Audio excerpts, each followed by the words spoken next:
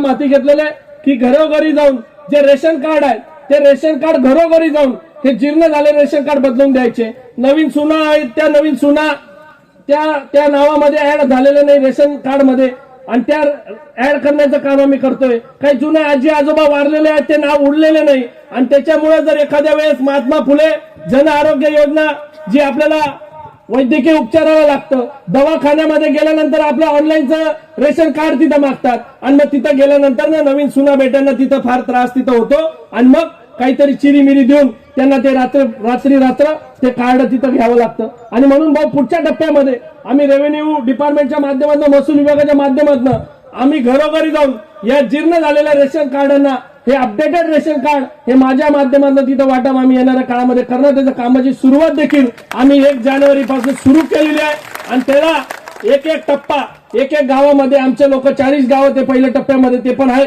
जसं आम्ही आयुष्यमान भारतचं कार्ड वाटलं भाऊ 1.25 लाख लोकांना हे घरपोच जाऊन आम्ही तिथं कार्ड वाटलं। जवळजवळ 2 लाख कार्ड आम्ही तिथं स्वतः लाभार्थ्यांना घरोघरी जाऊन वाटले का नाही वाटले। आणि मग या सर्व लोकांना हाऊस टू हाऊस आम्ही जाऊन तिथं सुविधा दिली आणि ही सुविधा दिली म्हणूनच राम बदानेला तुम्ही सर्वांनी मतदान केलं हे सुद्धा आम्हाला या निमित्ताने माहिती आहे। काही गावं असे आहेत भाऊ फक्त 200 घरांचे गाव आहेत, काही दयाने बयाने वडणे 300 घरं 400 घरं। आज 77वा प्रजासत्ताक दिन सर्व महाराष्ट्रातच नव्हे तर देशभरात अति उल्हासामध्ये साजरा केला जातो।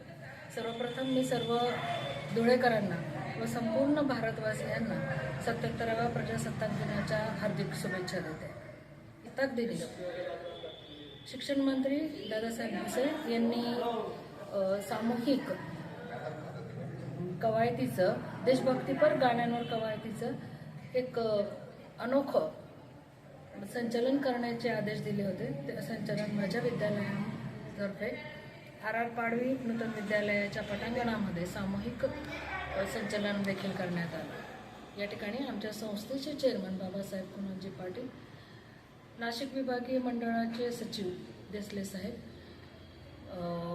पवार साहेब माध्यमिक शिक्षणाधिकारी धुळे आणि गट शिक्षणाधिकारी उपशिक्षणाधिकारी तसेच आमच्या श्री शिवाजी विद्याप्रसारक संस्थेचे सर्व शाखांचे प्राचार्य मुख्याध्यापक देखील उपस्थित होते। सर्व शाखांचे विद्यार्थी तिथे एकत्र जमले होते आणि ते सामूहिक कवायतीचं दृश्य नयनरम्य होतं, बघण्यासारखं होतं आणि